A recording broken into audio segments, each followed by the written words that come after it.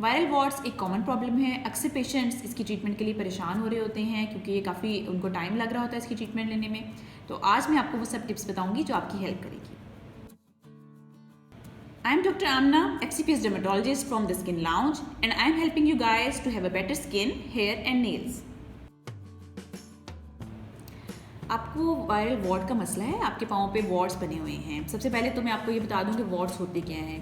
ये बेसिकली एक वायरस की इन्फेक्शन होती है। जो होता ही है कि वायरस आपकी स्किन पे आके इन्फेक्शन करता है, उसके बाद उसके गिर्द एक स्किन का होल बनना शुरू हो जाता है, जिससे क्या होता है कि जो इन्फेक्शन करने वाली चीज़ है वो अंदर छुप के बैठ जाती है और उसके बाद इतना स्ट्रॉन्ग होल बन जाता है कि कोई अगर हम आपको कोई खाने की मेडिसिन दें तो वो वहाँ तक उसकी रसाई नहीं होती। तो इसलिए इसकी इन्फेक्शन को हमें वहीं पर ट्रीट करना पड़ता है। और ये होता कैसे है, बेसिकली जैसे कि मैंने आपको बताया वायरस की इन्फेक्शन है तो ये दूसरों से ही लगती है। अगर आपको ये हुआ है तो कहीं ना कहीं आपने कोई बेहतियाती की होगी या कोई अपने शूज़ शेयर किए होंगे या आप नंगे पाँव अगर ज़मीन पर चलें तो उससे भी वायरल वॉट हो सकता है। और जब ये हो जाए इसके बाद आप दूसरों को भी स्प्रेड कर सकते हैं। अगर आपके शूज़ अब कोई यूज़ कर रहा होगा या आपके साथ कोई ऐसे पर्सनल यूज़ की चीज़ें शेयर कर रहा होगा, लाइक अगर किसी के हैंड पे भी बना हो वॉट और आप पेन वगैरह आपस में शेयर कर रहे हो तो उससे भी आप दूसरों को ट्रांसफ़र कर सकते हैं। ये चीज़ या जो है डिज़ीज़ ये दूसरों को ट्रांसमिट हो सकती है। तो उसमें एक तो ये एहतियात आपने करनी है कि अगर आपको वॉट का मसला है तो अपने कॉन्टेक्ट्स में आपने कोशिश करनी है कि आप ये चीज़ें शेयर नहीं करें, ठीक है।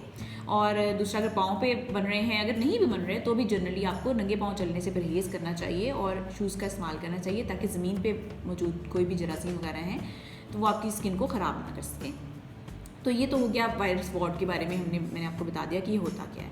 अब आते हैं इसकी ट्रीटमेंट की तरफ। ट्रीटमेंट में हमारे पास दो तरह की ऑप्शंस मौजूद होती हैं। एक तो ये होता है कि आपको डायरेक्टली डॉक्टर खुद आपकी ट्रीटमेंट कर देता है, आपका प्रोसीजर कोई करता है और वो 15 दिन के वक्फे से हम ये प्रोसीजर करते हैं। उसमें ये होता है कि हम किसी गैस की मदद से, किसी महलूल की मदद से, समटाइम्स इलेक्ट्रोकॉटरी एक चीज़ होती है उसकी मदद से, कोई लेज़र की मदद से समटाइम्स, और या क्रायोथेरेपी एक गैस का नाम है, उसकी मदद से हम इसको स्किन की जो सुपरफिशियल लेयर होती है यानी जो सबसे ऊपर वाली सतह होती है उसको हम इन चीज़ों की मदद से किसी एक चीज़ को यूज़ करके उसको हम बर्न कर देते हैं, जला देते हैं, ताकि ऊपर से वो जो डेड स्किन है जिसने होल बनाया हुआ है वो ख़त्म हो और नीचे जो वायरस है उसको हम टारगेट कर सकें, उसको भी हम जला सकें।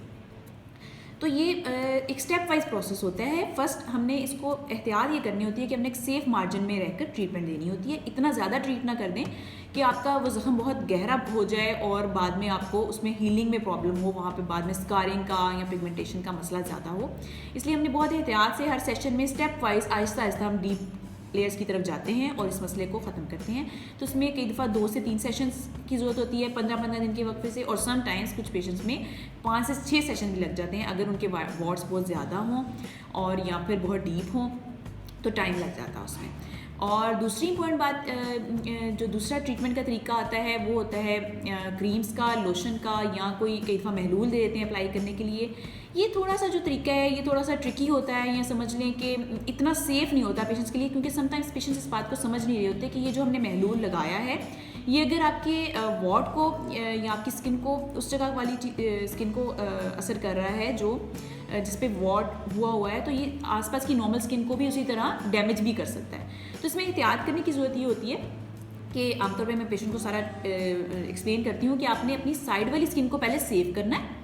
सेव ऐसे करना है कि आप कोई वैसलीन ले लें, कोई जेल ले लें, ठीक है, वो आप लगा लें अच्छी तरह से आसपास की जेल पे, और दरमियान में सिर्फ वो पिन पॉइंट की तरह वॉट रह जाना चाहिए।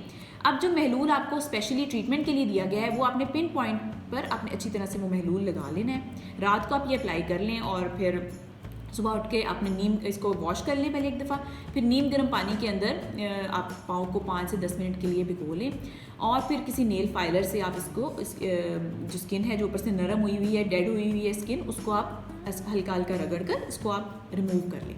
तो अगर आप ये सारा तरीका ऑब्जर्व करेंगे तो आपको कम से कम ऑलमोस्ट 10 से 15 दिन लग जाते हैं कुछ लोगों को। ये डेली आपको ये अमल करना पड़ेगा और उससे आपके ये वॉट्स ट्रीट हो सकते हैं। तो ये तरीका हम आमतौर पे उन्हीं लोगों को एडवाइस करते हैं जो ज़रा यंग हो और अपनी केयर खुद कर सकते हों। अदरवाइज़ आप किसी की हेल्प भी ले सकते हैं इसमें। और लेकिन जो ज़्यादा सेफ़ तरीका है वो यही है कि आप डायरेक्टली डॉक्टर से प्रोसीजर करवा लें, उसमें ज़रा क्विकली रिलीफ मिल जाता है। डेली आपको वो नहीं करवाना पड़ता, ऑब्वियसली आप हर 15 दिन के वक्फे से वो करवाएंगे तो उसमें थोड़ा सा आपके लिए यूज़र फ्रेंडली हो जाता है उसका। लेकिन अगर आप जाने का आपको मसला है, आप बार बार ट्रीटमेंट के लिए जा नहीं सकते, तो फिर आपको क्रीम्स वगैरह लोशन वगैरह जो है वो हेल्प कर सकते हैं। तो ये सारा आपको मैंने तरीका एक्सप्लेन कर दिया इसका। Hope this video must be helpful for you guys. अगर आपको वीडियो पसंद आई हो तो इसको लाइक और शेयर ज़रूर कीजिएगा।